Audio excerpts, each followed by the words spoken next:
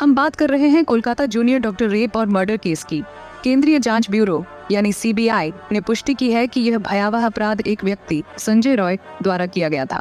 Forensic सबूत यहाँ महत्वपूर्ण रहे हैं, जो रॉय के डीएनए को पीड़िता के डीएनए से मिलाते हैं, जो सामूहिक बलात्कार के किसी भी सिद्धांत को प्रभावी ढंग से खारिज करता है। लेकिन मामला और उलझता जा रहा है। सीबीआई अब संभावित सबूतों से छेड़छाड़ और प्राथमिकी एफआईआर दर्ज करने में हुई भारी देरी की जांच कर रही है। सुप्रीम कोर्ट ने भी इस बात पर चिंता जताई है कि अस्पताल और पुलिस दोनों ने मामले को कैसे संभाला, जिसमें समय रेखा और प्रक्रियात्मक खामियों के बारे में गंभीर सवाल उठ रहे हैं। तो सीबीआई के लिए इस जांच को इतना चुनौतीपूर्ण क्या बना रहा है? दरअसल वे कोलकाता पुलिस द्वारा एकत्र किए गए सबूतों पर बहुत अधिक निर्भर है। यह इस तथ्य से और जटिल हो जाता है कि पीड़िता के शरीर का अंतिम संस्कार कर दिया गया था, जिसका अर्थ है कि महत्वपूर्ण फोरेंसिक सबूत खो गए हैं। फोरेंसिक विशेषज्ञ कह रहे हैं कि शरीर महत्वपूर्ण सुराग प्रदान कर सकता था। अब उनके पास विसरा विश्लेषण और पॉलीग्राफ टेस्ट हैं, जो कुछ सुराग दे सकते हैं, लेकिन अपराध स्थल से मिले सबूतों की तरह निर्णायक नहीं है। संक्षेप में, इस मामले को सुलझाना सीबीआई के लिए एक बहुत बड़ा काम साबित हो रहा है।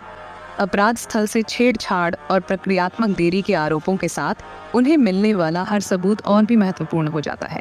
जैसे जैसे जांच जारी है, इसके दूरगामी प्रभाव हो सकते हैं, जिसमें संभावित रूप से अस्पताल के अधिकारी शामिल हो सकते हैं, जिन्होंने महत्वपूर्ण सबूतों को अनदेखा किया होगा। सवाल ये है कि क्या इस केस में न्याय मिलेगा? क्या दरिंदों को सजा मिलेगी? सीबीआई इस केस की जांच कर रही है, लेकिन क्या सीबीआई सही रास्ते पर जा रही है?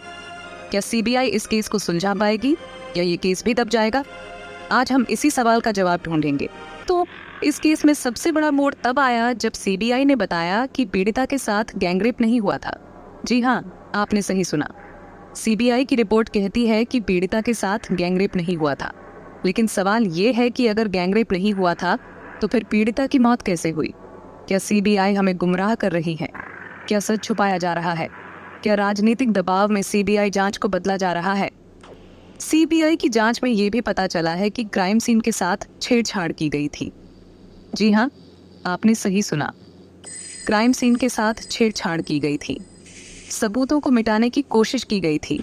लेकिन सवाल ये है कि क्राइम सीन के साथ छेड़छाड़ किसने की? क्या ये काम पुलिस ने किया या फिर किसी और का हाथ था? क्या ये साजिश है? क्या इस केस को दबाने की कोशिश की जा रही है? सीबीआई ने संजय रॉय को गिरफ्तार कर लिया है, लेकिन सवाल ये है कि संजय रॉय कौन है? इस केस से उसका क्या लेना देना है? क्या वो अकेला था या उसके साथ और भी लोग थे? क्या संजय रॉय किसी बड़ी साजिश का हिस्सा है? सीबीआई इस केस की जांच पिछले 10 दिनों से कर रही है। सीबीआई ने इस दौरान कई लोगों से पूछताछ की है, कई जगहों पर छापेमारी की है। सीबीआई ने आरोपी संजय रॉय को कोर्ट में पेश किया और उसे अपनी हिरासत में लेने के लिए कहा। कोर्ट ने सीबीआई की बात मान ली और संजय रॉय को सीबीआई के रिमांड पर भेज दिया। जब आरोपी संजय रॉय को कोर्ट में पेश किया गया तो वकीलों ने बहुत हंगामा किया। वकीलों ने नारेबाजी की और कोर्ट के काम में रुकावट डाली। लेकिन सवाल ये है कि आखिर वकील ऐसा क्यों कर रहे थे? क्या उन्हें डर था कि संजय रॉय कोई बड़ा खुलासा न कर दे? क्या इस केस में कोई और भी बड़ा नाम शामिल है? ये थे कोलकाता रेप मर्डर केस के बड़े अपडेट्स। ये केस बहुत ही गंभीर है और इसमें कई सवालों के जवाब नहीं मिले हैं। सीबीआई जांच कर रही है, लेकिन क्या सीबीआई इस केस को सुलझा पाएगी? क्या पीड़िता को न्याय मिलेगा? ये सवाल अभी भी बाकी है, लेकिन हमें उम्मीद है कि सच्चाई सामने आएगी और दोषियों को सजा मिलेगी।